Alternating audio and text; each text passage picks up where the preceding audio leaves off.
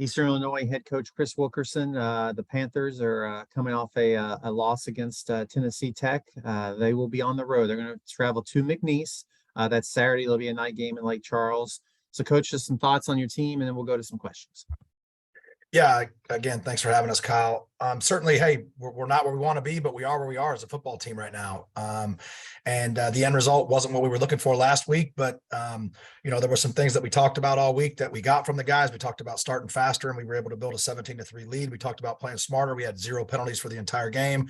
We talked about our special teams continuing to be special, and certainly that did give us a chance, and we blocked the field goal right before the half to give us that 17-3 lead at the half. But unfortunately, we had an injury at quarterback. He sustained a concussion at the end of the first half. We went with somebody else in the second half. We were unable to move the football on a consistent basis, and hats off to Tennessee Tech. They made more plays than we did down the stretch and did enough to win the football game. So, like I said, we're not where we want to be, but we are where we are. And every day from here on out, these last 20 days is going to be about how we choose to come to work, how we choose to coach, how we choose to prepare ourselves, how we choose to practice, how we choose to play. And we can use this as a springboard going forward, but we have a lot of work to do and some things we need to address. And we're just looking forward to the next opportunity this weekend down at Lake Charles. Thanks, Coach. Questions, Dan? Feel free to fire away with whatever you got. Sure. Morning to both of you guys. Morning. Chris, you played at McNeese as a player. I think you faced him twice. So I guess, first of all, what memories do you have of that? And then how can that help you as a coach as you prepare to take a team down there for a night game? Great question. So, again, that was a long time ago, Dan. It was 1993, and we went down to Lake Charles, Louisiana. And so a couple things. Number one, this is as late in the season as we would have a non-conference game probably in the history of Eastern Illinois football. It's just a unique thing with the way that the Southland OVC agreement worked out and the dates aligning. So it is what it is. To be honest with you, I'm grateful that we are going down this late in the year, because what I do remember about that trip is it was hot, and I mean real hot. It was probably one of the worst performances that an individual quarterback actually had for EIU. Our quarterback at that time, Jeff Thorne, I believe threw 7 interceptions in that game down at McNeese. And so it was a long day for the Panthers. But I know that they're one of the most storied programs in FCS, similar in terms of tradition rich and some of the names that go back with their program as we do here. I also know that Coach Goff and his staff are brand new. Obviously, he's had a tremendous amount of success during the course of his career, most recently at Valdosta. And they have had some of the similar things come up. They've had some guys banged up. They've had inconsistent play at the quarterback position. So I know this, they're not where they want to be in terms of wins and losses, but they are improving and they are laying a foundation for something special. It's a very nice facility. We even have a couple former guys that I used to coach with here that live down and around that area. And football is important to them down there. And I expect them to put their best foot forward. And I know, like I said, Coach Goff and his staff are working really hard as we are. And it should be a very, very competitive, great atmosphere. You talked about your quarterback situation with Jonah getting hurt, there at the end of the second half. So how does it look for this week for the McNeese game? Yeah, so Jonah's going to be day-to-day, but Dom Schaffner, we do have back now. He's sustained a laceration on his thumb at Tennessee State 2 weeks ago. And so that injury has scabbed over enough that he has been cleared to practice starting today. So we're excited to have Dom back in the mix. And then certainly there are some young guys that have had their opportunities during the last week and a half to practice up, if you will.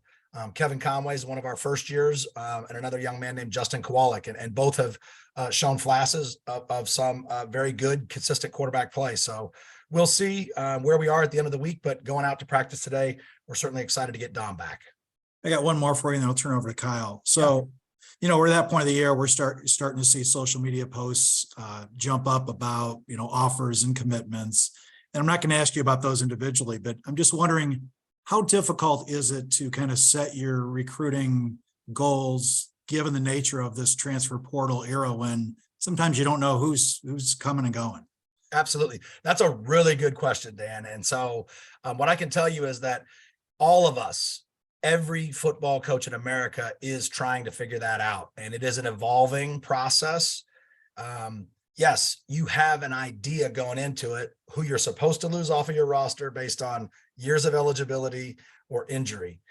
But you have to be flexible enough and understand that you could, at the end of the season, have 25 players, could be more, walk in and say that they'd like to transfer. And so while you may be targeting, 3 high school offensive linemen and 3 junior college or transfer offensive linemen to add 6 linemen to your roster, you could have your starting 5 walk in and say that they want to transfer and they're going to go into the portal. And so you may have to find an additional 5 guys. So there's a lot of things that, like I said, you've really just got to be flexible, but it is a unique time, certainly. And I think the NCAA is still continuing to look at things like even the total number of official visits, and there are all these unforeseen circumstances. They limit you. There's a reason that they do that, and it's the right reason. But now all of a sudden, if you have some more players leave, there's not really a formula built where all of a sudden, if you have 1 leave, you could add 1 more on the official visit or 2 for every one, because the chances of you, wherever you're at, even yielding 100% of the kids that you offer is very slim. So there's a lot of moving pieces to it, but we certainly are. Recruiting is 24/7, 365 days a year. It is the lifeblood of any program. And so we are certainly very active right now in our high school recruitment, and certainly have our eyes on some of the guys at the junior colleges. And then we'll see when the portal opens back up where we're at and who's in there that might fit here at Eastern Illinois to address our needs. Okay, thanks. Yeah, you're welcome. Coach, talk about, you had the big the block field goal and the return. Talk about we've talked about your punting and kicking. Talk about that aspect of special teams and some other things that maybe we haven't seen this year. Yeah. So again, like I said, Coach Kyle Derrickson, our special teams coordinator and associate head coach, does a phenomenal job, and the culture and the identity that he's built with our players about one play all out mentality. They have really completely bought in, and whoever has been asked to play has given amazing effort. Certainly Kyle and one of our quality control guys, Tim Green, do a phenomenal job in their preparation each week. And we're going to spend the time every single week in practice and in the meetings to make sure that we attempt to win that third of the game. We had not blocked any kicks up until last week, and it was one of the areas that we had looked at special teams wise, where we were like, could we make an adjustment? Could we look at potentially attacking a different gap? And so we did. We put in one unique wrinkle, basically moved the block gap over a couple gaps, and we're able to get somebody free. Certainly Mark Aiken is somebody who has shown flashes of great return ability. And so we wanted to make sure he was away from the block and he was right where he's supposed to be. He obviously scooped, tiptoed the boundary and scored for us. So that was a big play. It certainly gave us some momentum going into the half. We just unfortunately couldn't finish. But again, the guys do a phenomenal job in all 6 of them. Certainly people, when they talk about special teams, they talk about the core 4, maybe a little bit more: kickoff return, punt, and punt return. But field goal and extra point, that kicking unit is a very, very big one, obviously, as well. And certainly your field goal block unit is another one, because when you think about the special teams, on every single play, either there's a change in possession, an opportunity to score or be scored against, or a huge sizable chunk of field space that is created. And so if you can win in that area every Saturday, you're going to give yourself just a chance. And if you can play really well on offense and special teams, you got a chance to win. Really well on defense and special teams, you got a chance to win. If you play well on all 3 phases, you should be very, very successful. But it's something that we're going to continue to emphasize, and our players are giving great effort right now. You talked a little bit about McNeese earlier. They played a backup quarterback. So if what you all have done, you played a couple quarterbacks. What can you maybe expect from them, depending on who's playing their quarterback and what they've done? Their backup seems to rush and throw the ball a lot. Yeah. So certainly they moved Walker Wood to quarterback, and I think that's who they're going to try to go with this weekend. He is a converted wide receiver, but was a high school quarterback, and I think was recruited to the University of Kentucky. He is a phenomenal athlete, and he threw the ball for 200 yards, but he rushed for another 75 yards. He does give them another dynamic, but their offense, that running back is very good. McMahon, 11 touchdowns this season. Their offensive line is led by their right side, 2 seniors. Their right guard, Coleman, is a guy that's an all-league player, and Barcott is a preseason all-league player in that league. They've got great length and athletic ability on the perimeter. So their offense presents a number of challenges to Coach Gristick and our staff. And then on defense, they're super active and disruptive up front, and long and athletic in the secondary. But their will linebacker, Cordell Williams, is as active as anybody I've seen all year. He's not real big. He's about 5'10", 200.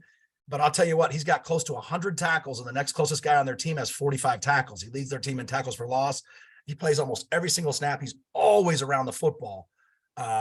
So we know we're going to have our hands full, and we got to know where he's at all times and try to get a hat on him. But it's going to be a tremendous challenge. They're a lot better than their record shows. Certainly they played a ranked team last week right down to the end. I think we're a lot better than our record shows, but again, we are both what we are right now, and it's the next opportunity to compete. Dan, you have anything else? No, I'm good. Thank you both again. Coach, appreciate your time. Best of luck, and we'll talk to you again next week. Thank you, guys.